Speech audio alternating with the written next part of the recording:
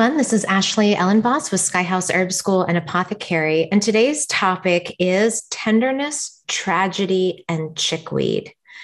And for those of you who have been watching the news, you probably heard about the terrible news about the Texas shooting. Now, I know a lot of people are talking about it, but I think it's important that we talk about it. There was a really great quote by Fred Rogers or Mr. Rogers who said, when something is mentionable, then it's manageable. And when it's manageable, then it's possible to heal.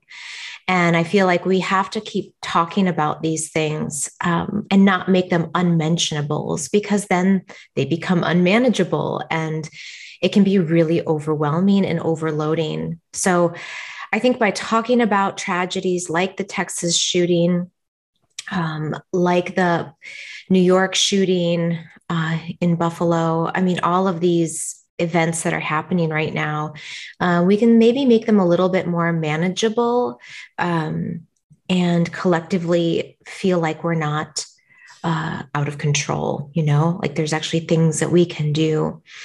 And I was listening this morning to a podcast by a Bhakti yoga practitioner. And he said, what would the Bhagavad Gita, or what is the Bhagavad Gita, which is a very sacred Indian text and spiritual text from the Bhakti and many yoga traditions, what does it say about this type of violence? What lessons or teachings can we take from the Gita? And he made this comment that, while it's, it makes sense in the material world to point to gun control and to point to mental health issues. And it's not to say that on the material level, this isn't true. Like, these are true problems, and there are material actions that can be put into place to prevent this from happening. But if we look at it from the spiritual perspective, what the Gita can teach us and show us is that this type of deep suffering is because of a lack of connection to God. And, I can't imagine the life that this young man and a lot of these shooters who are young white men, I don't know what it's like to live a day in their shoes, but I can't imagine any of them having a strong connection to a loving God who would somehow create an anchor for them to choose another way. And so in this talk, this particular Swami was just saying that, one of the things we can do is to think about our own Dharma, or we can think about our Dharma as, let me see. One of my teachers, Rukmini, had a really great quote about Dharma. So Dharma is when religion or some sort of philosophy shows us our truth to engage our nature and show us our duty in life. Because there's three different definitions of Dharma. It's religion, truth, our nature, or our duty. So when we connect those together, our religion or our spiritual philosophy shows us our truth, which engages us with our nature and shows us our duty in this life. And so how do we bring, it's not like we need to convert everyone to a particular religion, but to share spiritual knowledge and insights and faith and give people hope and a larger perspective on what's going on in the world and where we can seek refuge and solace, which is not in the material. It's not possible. The material world is always going to be filled with suffering and pain. So we have to be able to look to the spiritual world and to these other sort of higher ideals to try to find comfort and find meaning and make sense of things. And I thought that was just really helpful, at least for me this morning when I was in my meditation. Of what do I do now? Like, what do I do? And so I sat and I've been sitting quietly. It's been a new practice I started on Monday is I set my timer for 8 minutes. The very first thing I do when I wake up, and I just sit in silence. And the first question I ask is, how am I doing today? And then I just listen and I check in with my body and my mind and my spirit and my emotions and just sort of figure out like, how am I? Where am I at? And a lot of times, like things will come forth with like, what are my needs? Like the other day, I was like, I have allergies. I need my nettles and I think I need a Claritin, you know? And so I did that and I was much better off the day for that day. And so today my body was like, you need to stretch because you're really tight and contracted, which I think is something that my body does when I'm stressed and when there's been a traumatic experience like the one that we experienced collectively. And then the second question I ask is, God, what do I need to know today? And so today, what I heard was tenderness. You need to show tenderness to yourself, to everyone you come in contact with, and just find that tenderness. And I realized what a perfect antidote tenderness is to hardness or the tightness and constriction I've been feeling. That tenderness is really the opposite. And I wanted to read to you the etymology of the word tender, because I always find that the roots of words, it's really interesting. So it comes from the Latin root word ten, which means to stretch, like tendon. So to stretch is part of it. So to be tender is to be pliable, is to be stretchable. Then in the 13th century in Old French, we see it being described as or defined as soft, delicate, and young. In the 14th century, we see it defined as having the delicacy of youth. In the 15th century, in French as a verb, we see it defined as to offer, hold forth, formally offer or extend. And this is the idea of a verb of like tender, like to tend this, good for another good, kind of like a trade, or it's kind of transactional. But what's interesting is once we see this coming about of the word of tender as a transactional thing, shortly thereafter, it comes out as a noun, which meant a person who tends another or attends to another. And then in 1825, a locomotive engineering term came forth, a small boat used to attend larger ones. So as I sat with all of these different definitions of tender and tenderness and what it means to be tender, especially when you've had tragedy, is to first maintain this pliability and this stretchability. And that means to stretch your mind, your body, your emotions, to extend out to other people. But first, you have to have that pliability inside of yourself first. So can I be flexible with the way I'm experiencing this? And then can I reach outside of myself? Maybe not as in a transactional way, but just simply in a way of being a part of someone else's experience who may also be suffering.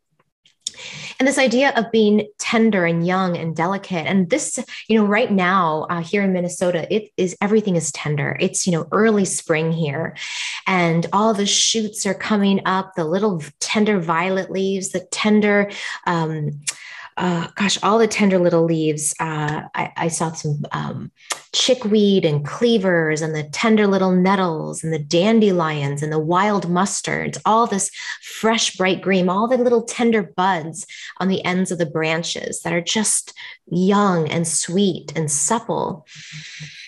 And they have so much power and potential inside. And they're so brave to make that journey from the safe enclosement of their capsule or the enclosement of the underground world that they lived in over the winter. What boldness and courage that they have found to venture into this world that is harsh, where an animal could walk by and chomp and eat it, but yet it still does it because it's part of it's connected to its dharma. And the plant's dharma, each plant has its own dharma, but overall their collective dharma is to grow and to share seeds of their kin and of their young.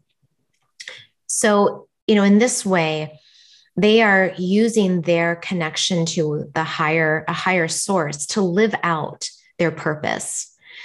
And I think about this in the context of all of the people who are perpetuating these cycles of violence. And what if they had hope? What if they knew their place? What if they had a purpose?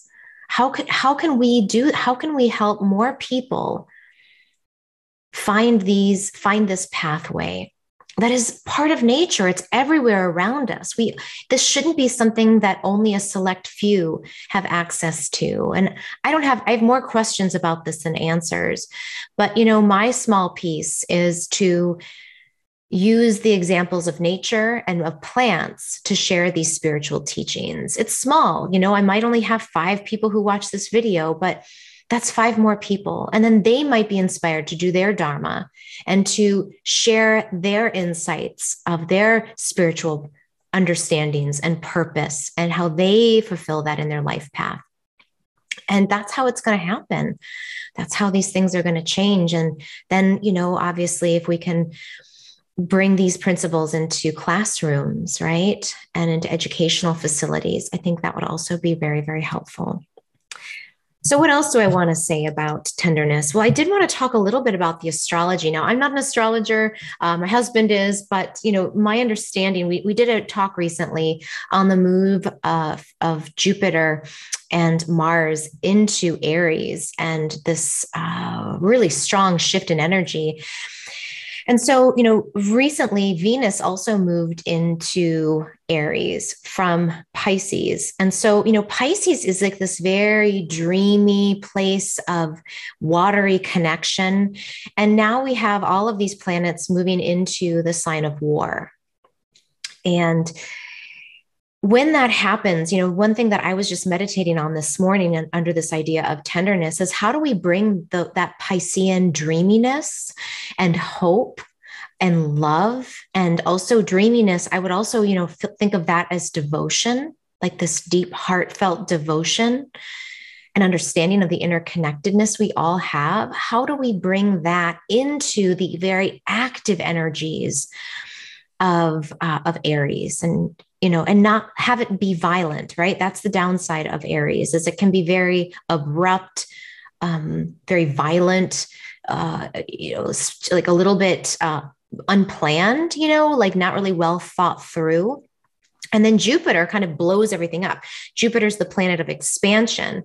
So, when Jupiter sort of blows something up, so, we have like Jupiter and Venus and Mars kind of all in the sky together. So what's really being kind of blown up is this Aries energy.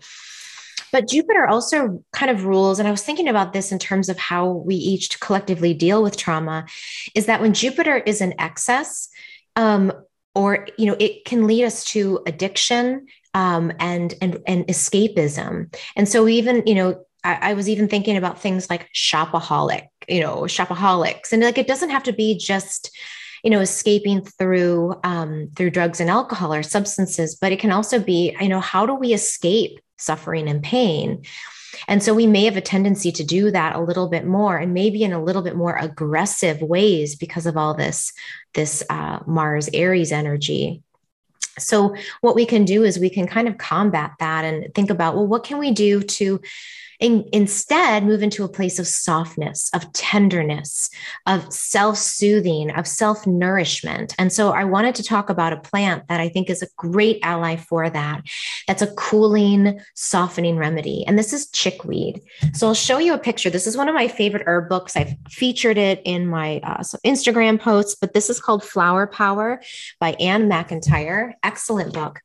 And so it has a beautiful picture of chickweed. The Latin name is Stellaria media, which means little stars. And the flowers look like little stars. This is a tiny plant, just for reference. It's a little smaller than this picture in person. So it's quite a small, low growing ground cover. It's very, very succulent and salty.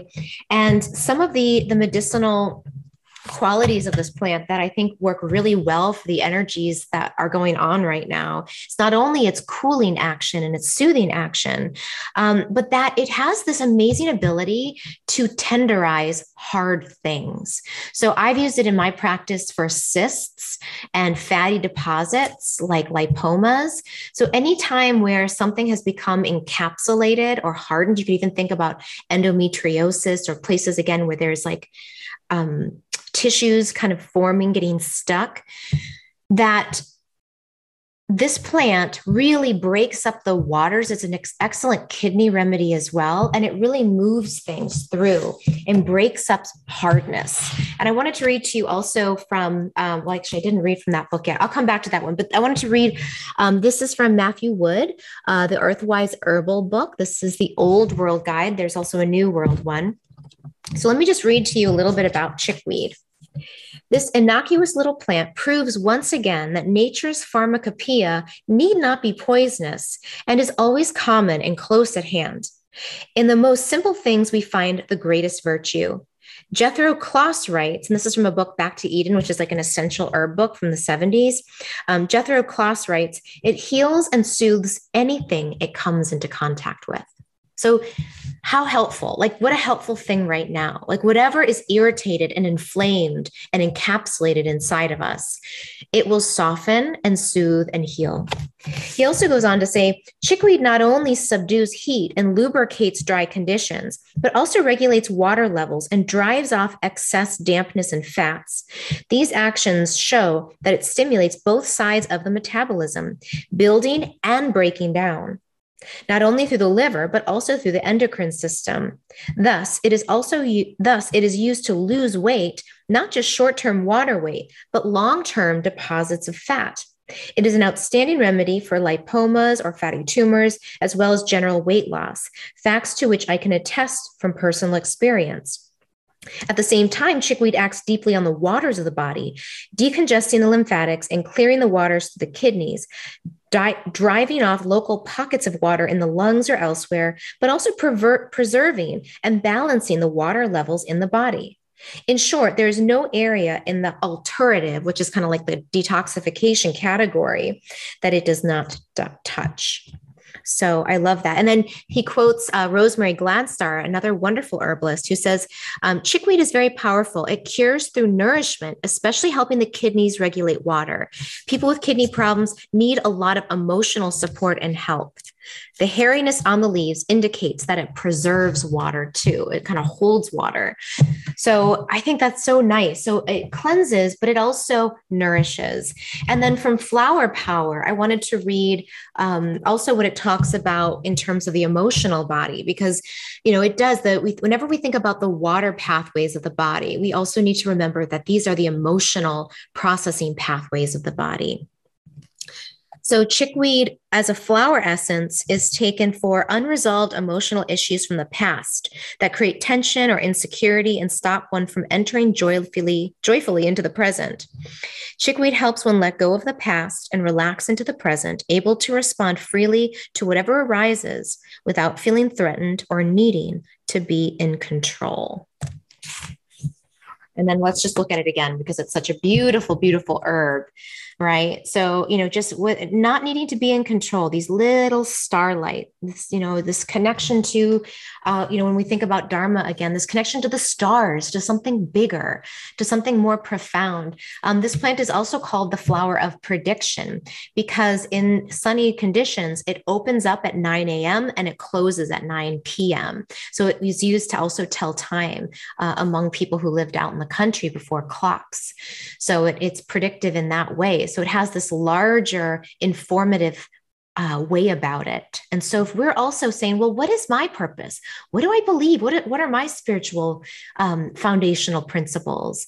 You know, maybe something like chickweed can help remove some of the doubt, move some of that emotional excess trauma and things like that, and just start to set you up for getting clearer about what those things are. So those are my thoughts for today. Now, to use chickweed, I will say that It's best to use fresh. So if you can find it fresh, it likes to grow along edges, like around like stairs or around the edges of a deck. So wherever there's kind of like a sunny edge spot, they really like to grow there. In my garden in Maryland, they would take over my beds every spring. And so then I would have like an abundant harvest of them. So ideally what you do is you harvest them fresh, stick them in a blender. It's all the above ground parts. So all the leaves and the flowers, but not the roots. And you can stick it in a blender with some water and drink it as a suckus or like a smoothie. You can also dry it slightly and then brew it as a tea. So you want to maybe dry it for like one day and then brew it in a tea. And it's like a food, so you can't overdo it. It's not toxic.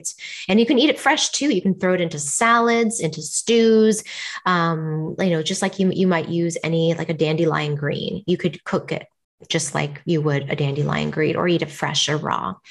And then you can also take it as a tincture. So red moon herbs based out of Asheville, North Carolina, make a really nice, fresh chickweed tincture. So you can find it there, or other maybe local herbalists in your area might make a tincture, and you can make it yourself too, which I should probably do a video on that sometime soon. So that's another option, but I prefer using it in water as a water extract rather than as a tincture, just personally. And then the last thing I'll say is that I really do feel like this plant reminds us of the power of sacred smallness, that we don't have to do huge, big things in order to make a difference in the world. Again, sometimes our dharma is to be like that small little flower and just creep along the ground, spreading what it is we can spread and doing it in our own time. And, we shouldn't underestimate the power of our own sacred smallness and its ability to really create change over time. So I hope this is helpful. I hope the medicine of tenderness, the medicine of chickweed, even if you never take a drop or a chew of the plant, just thinking about these things, I hope it brings you a little bit of softness and coolness, like a little salve to your aching heart. And maybe today, if you can, have the word tenderness be your mantra. And however you can apply tenderness, like this morning, I snuggled with my girls a little longer. I picked up my dog and I pet her more tenderly than I usually do. I made myself 2 cups of tea because I needed to be extra tender to myself. So what are those things that you can do? Just the small things, the sacred small acts that you can do today to show your own tenderness, and then see how that feels. So thank you again. And let me know in the comments section. Please like this video. Please share it. Please subscribe. All of those things. And I'll see you all around again soon.